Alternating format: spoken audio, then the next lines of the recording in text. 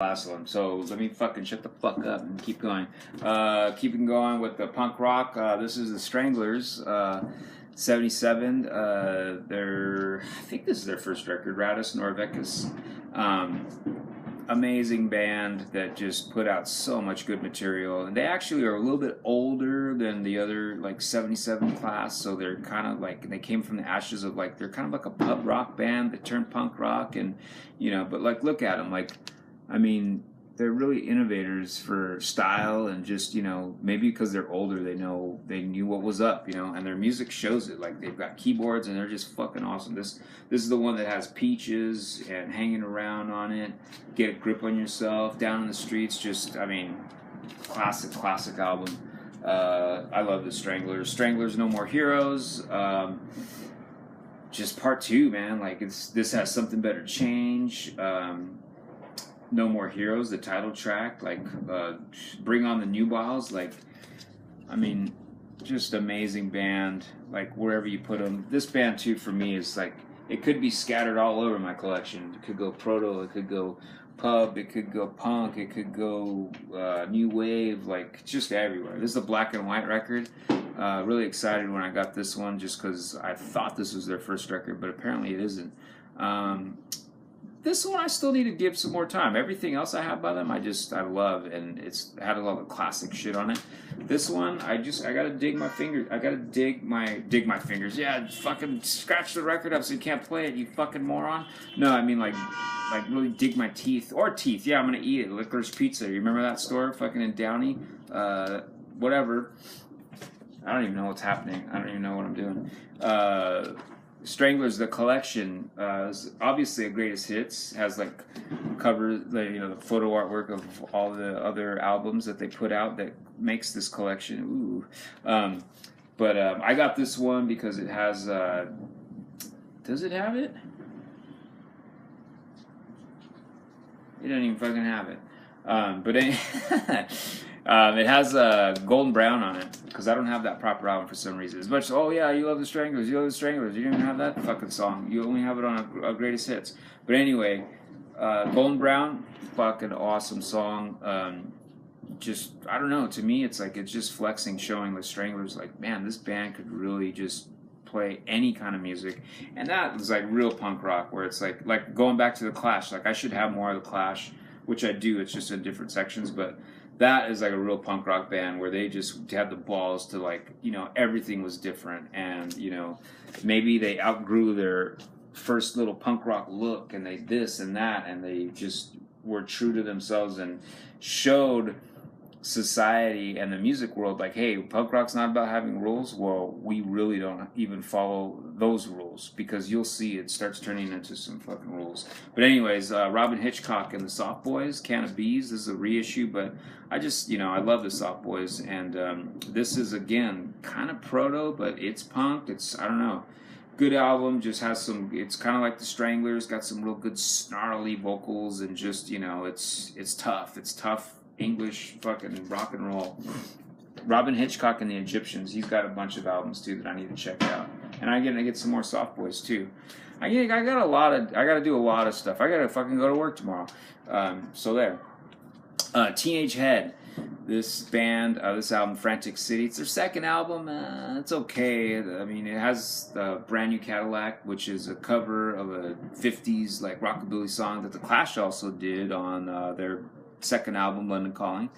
But they're a Canadian punk rock band. Their first album I really gotta get. It's like, just it's punk rock, but it's like rock and roll, like what the Humpers from Long Beach do, or like what Riot from early LA, like Starwood scene, or even like you could say like Poison, but just really solid. This album though, I gotta give it some more time, but it's not bad. I just like that it's that band, and I need to find their first album.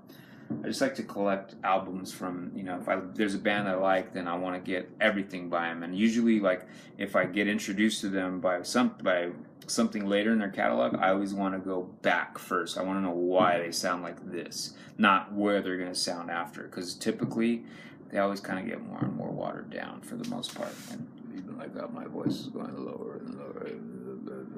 Anyways, Buzzcocks, I mean, come on. Doesn't get any better than that either. This single's going steady. Every fucking song on here is amazing, and the Buzzcocks rule. If you don't like the Buzzcocks, I don't like you.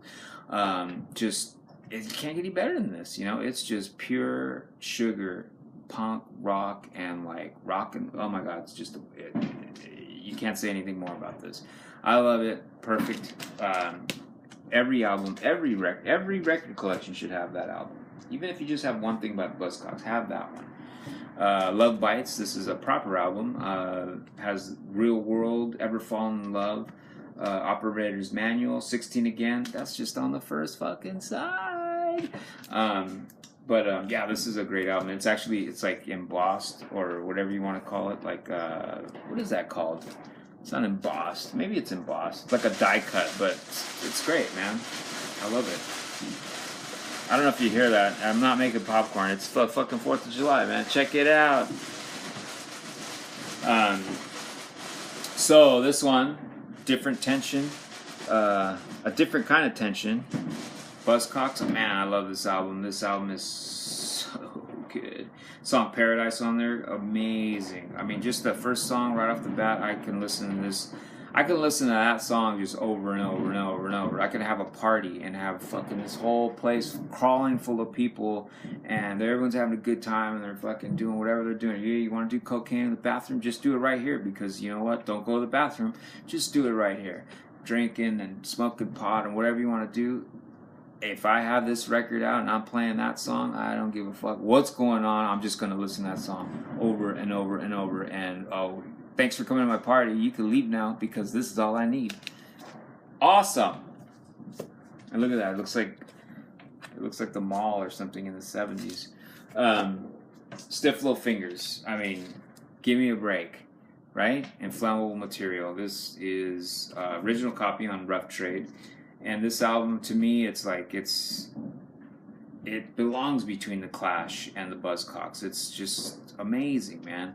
Every song on here, it's got that high energy, it's got that production, that sound, and just these are the kind of records, like all these that I've been showing you, the ones that if I want to put on and just be like, I need to start beating that ass right now. Whatever what I'm going to do. If I'm going to cook some good food, if I'm going to fucking clean my goddamn apartment, if I'm going to chase my cat around because I just drank a pot of coffee, I don't give a shit. This is what's going to do it because it's awesome. I don't even know what that meant. Second album, Nobody's Heroes. As far as I know, Stiff Little Fingers, first 2 albums, that's all you need. They do have a greatest hits collection that has or if you can find the single Straw Dogs, awesome. But I mean, just 2 perfect records. This actually has a cover of the Specials, Doesn't Make It All Right on there too, which is kind of cool. But really, I want to hear the stuff that's gonna make me want to, drive my car fast. Whatever. I'm Stranded by the Saints. This is same time period. You like that? Just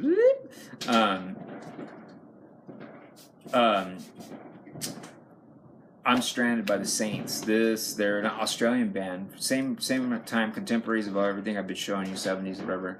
And just the song I'm Stranded. It's amazing. And this record, it's just rock and roll. It's punk rock. It's attitude. It's primitive. It's raw, and it's some of the best shit out there. Sorry, I'm not sorry. It is, and whatever.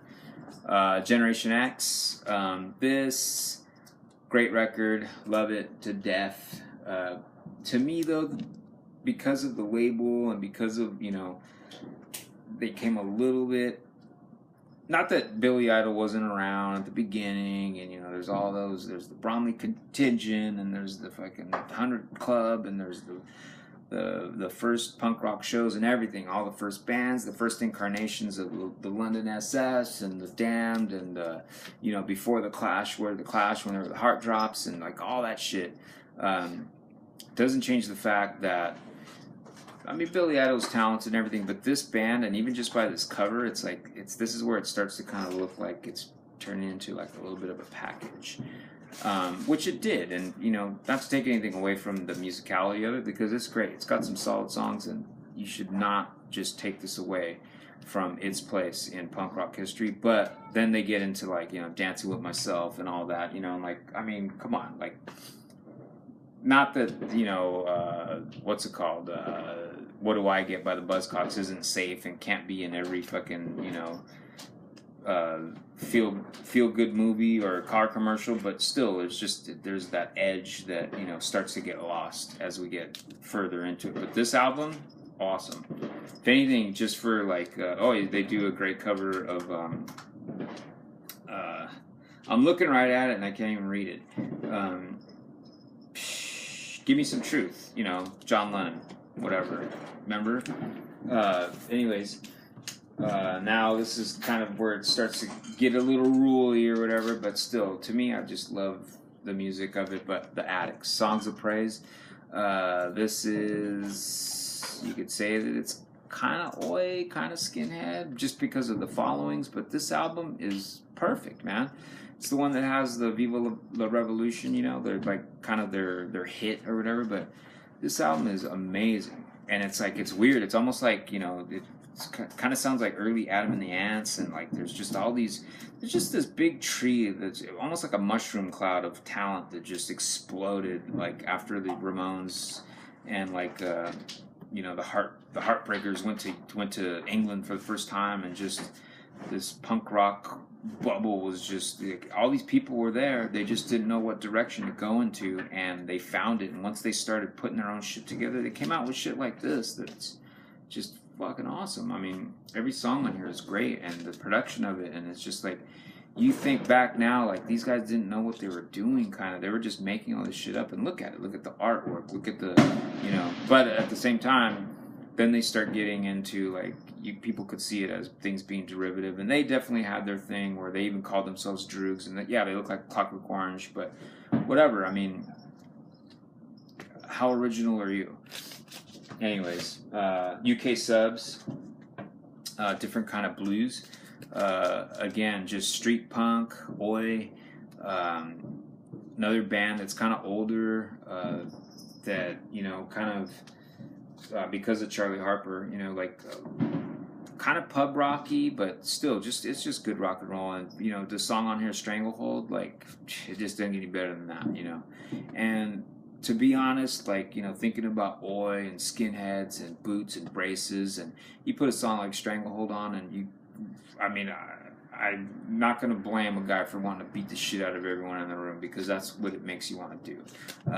Or it makes you want to, like, you know, hug someone to death. And that's actually, I put that song on a mixtape that I made for my wife, because that's how she makes me feel sometimes. I just want to, in a good way. And then last but not least for this little batch, Screwdriver, All Screwed Up. I think they had 4 different colors of this cover. And this is amazing fucking album, you know. Yeah, whatever, they later turned into a white power band, and but whatever, doesn't matter. I have it, and I love it. It's a full album, but it's played at 45 speed, and like the songs in here are they're amazing, you know. And it has the song Antisocial. That's kind of what people know them by or whatever, but it's just solid, man. It's just rock and roll, and it's before they, you know, figured out that they were fucking assholes or whatever you want to say. But still, again, like when like lines were being drawn and divided, and it's like, oh well, now we're this band, but like we're gonna dress up like this. We're gonna wear boots. What are you guys gonna do? You're gonna have mohawks? Okay, well we're gonna wear leather jackets, or we're gonna do this.